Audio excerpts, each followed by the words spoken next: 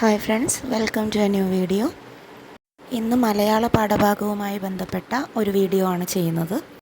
4ാം ക്ലാസ്സിലെ മലയാളത്തിൽ നമുക്ക് കൃഷ്ണഗാഥ പഠിക്കാനുണ്ട് അല്ലേ? ഇവിടെ കൃഷ്ണഗാഥയിൽ നിന്നെടുത്ത ഒരു ഭാഗമാണ് നമ്മൾ ടെക്സ്റ്റ് ബുക്കിൽ കാത്തിരിപ്പ് എന്ന കവിതയായിട്ട് പഠിക്കാൻ പോകുന്നത്. കൃഷ്ണഗാഥ രചിച്ചിരിക്കുന്നത് ചെറുശ്ശേരിയാണ്. പ്രാചീന കവിത്രയങ്ങളിൽ ഉൾപ്പെടുന്ന ഒരു കവിയാണ് ആര്? ചെറുശ്ശേരി. ഇനി എങ്ങനെയാണ് ഈ കൃഷ്ണഗാഥ രചിച്ചത്, അല്ലെങ്കിൽ കൃഷ്ണഗാഥ രചിക്കാനിടയായ കാരണമെന്ത്? അതിൻ്റെ പിറകിൽ നമുക്കൊരു ഐതിഹ്യം പറയാനുണ്ട്. ഇത് നമ്മുടെ കൃഷ്ണഗാഥ എന്നുള്ള ഒരു കവിത നമ്മൾ പഠിക്കുമ്പോൾ ഉറപ്പായിട്ടും അതിൻ്റെ എങ്ങനെയാണ് ആ കവിതയിലേക്ക് എത്തിയത് എന്നുള്ളത് നമ്മൾ മനസ്സിലാക്കിയിരിക്കണം. 15ാം നൂറ്റാണ്ടിലാണ് ചെറുശ്ശേരി നമ്പൂതിരി ജീവിച്ചിരുന്നത്. അവരുടെ ഒരു കാലഘട്ടം എന്ന് പറയുന്നത് 15ാം നൂറ്റാണ്ടാണ്. ആ സമയത്ത് കോലോത്തുനാട് ഭരിച്ചിരുന്നത് ഉദയവർമ്മ രാജാവായിരുന്നു. അദ്ദേഹത്തിൻ്റെ പണ്ഡിത സദസ്സിലെ ഒരംഗമായിരുന്നു ചെറുശ്ശേരി നമ്പൂതിരി. ഉദയവർമ്മ രാജാവ് ചതുരംഗ കളിയിൽ വളരെ തൽപരനായിരുന്നു. ഒത്തിരി ഇഷ്ടമുള്ളൊരു ഹോബിയായിരുന്നു രാജാവിന് ചതുരംഗം. ഒരു ദിവസം രാജാവും ചെറുശ്ശേരിയും കൂടി എന്ത് ചെയ്യാൻ തുടങ്ങി? ചതുരംഗം കളിക്കാൻ തുടങ്ങി. എല്ലായ്പ്പോഴും എല്ലാ കളികളിലും ജയിച്ചിരുന്ന രാജാവ് അന്നത്തെ കളിയിൽ എന്ത് ചെയ്യാൻ തുടങ്ങിയിരിക്കുന്നു? തോൽവിയുടെ പക്കത്തെത്തിയിരിക്കുന്നു. ഇത് രാജാവിൻ്റെ പത്നി എന്ത് ചെയ്യുന്നു? തൊട്ടിലിൽ കുട്ടിയെ ഉറക്കുന്നതിനിടയിലൂടെ ജനൽപ്പാളിയിലൂടെ കാണുകയാണ്. രാജാവ് ആ ഒരു ചതുരംഗ കളിയിൽ എന്തായിരിക്കുന്നു? തോൽക്കാൻ വേണ്ടി പോകുന്നു. അദ്ദേഹത്തെ വിജയിപ്പിക്കാൻ വേണ്ടി രാജപത്നി എന്ത് ചെയ്തു? ഒരു സൂത്രം ഉപയോഗിച്ചു. ആ സൂത്രം ഒരു താരാട്ടുപാട്ടായിരുന്നു.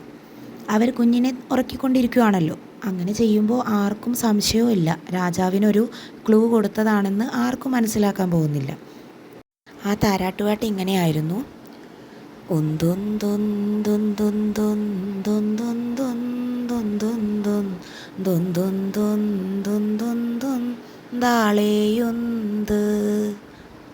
ഇത്രയും കേൾക്കുമ്പോൾ രാജാവിന് മനസ്സിലാവുന്നു, അവിടെയുള്ള ഒരു കരു നീക്കിക്കഴിഞ്ഞാൽ എനിക്ക് എന്ത് ചെയ്യാൻ പറ്റും? ഈ കളിയിൽ ജയിക്കാൻ കഴിയുമെന്ന്. അങ്ങനെ രാജ്ഞിയുടെ പാട്ടിൽ പറഞ്ഞ ആ ഒരു വഴി ഉപയോഗിച്ച് രാജാവ് എന്ത് ചെയ്യുന്നു? ആ ചതുരംഗ കളിയിൽ വിജയിക്കുന്നു. ഈ സന്തോഷത്തിൽ രാജ്ഞി തന്നെ എന്ത് ചെയ്യാൻ സഹായിച്ചിരിക്കുന്നു? വിജയിക്കാൻ വേണ്ടി സഹായിച്ചിരിക്കുന്നു. ഇതിൻ്റെ സന്തോഷത്തിനായിട്ട് രാജാവ് ചെറുശ്ശേരിയോടൊരു കാര്യം പറയുന്നു. രാജ്ഞി പാടിയ ആ താരാട്ടുപാട്ടിൻ്റെ ഈണത്തിൽ എന്ത് ചെയ്യണം? കൃഷ്ണൻ്റെ ജനനം മുതൽ സ്വർഗാരോഹണം വരെയുള്ള കാര്യങ്ങൾ ഉൾപ്പെടുത്തിക്കൊണ്ട് ഒരു കവിത എഴുതണം. അങ്ങനെ ഉദയവർമ്മ രാജാവിൻ്റെ ആവശ്യപ്രകാരം ചെറുശ്ശേരി നമ്പൂതിരി കൃഷ്ണൻ്റെ ജീവിതം എന്ത് ചെയ്യുന്നു? ഒരു കവിതയായി രചിക്കുന്നു. ആ കവിതയ്ക്ക് അന്ന് അദ്ദേഹം പേര് കൊടുത്തത് കൃഷ്ണപ്പാട്ട് എന്നാണ്. പിന്നീടാണത് കൃഷ്ണഗാഥയായി മാറിയത്. കൃഷ്ണഗാഥയ്ക്ക് ഇന്നും നമ്മൾ പാടി വരുന്ന ഈണം രാജ്ഞിയുടെ താരാട്ടുപാട്ടിൻ്റെ ഈണം തന്നെയാണ്. ഇങ്ങനെയാണ് ചെറുശ്ശേരി നമ്പൂതിരിയുടെ ഏറ്റവും പ്രശസ്തമായ കവിതയായ കൃഷ്ണഗാഥയുടെ ഉത്ഭവം. അപ്പോൾ കൃഷ്ണഗാഥ പഠിക്കാൻ പോകുന്ന ഏതൊരു കുട്ടിയും എങ്ങനെയാണ് കൃഷ്ണഗാഥ രചിക്കാൻ ഉണ്ടായ സാഹചര്യം എന്ന് മനസ്സിലാക്കേണ്ടതുണ്ട്. ഇനിയിപ്പോൾ കൂട്ടുകാരെല്ലാവരും കാത്തിരിപ്പ് എന്ന കവിത പാടാൻ പോകുന്നതും ഇതേ ഈണത്തിൽ തന്നെയാണ്. ആ ഈണം നിങ്ങളൊന്ന് കവിതയ്ക്ക് കൊടുത്തു നോക്കൂ. വളരെയധികം മാച്ചായിട്ട് വരുന്നത് നിങ്ങൾക്ക് കാണാനൊക്കും.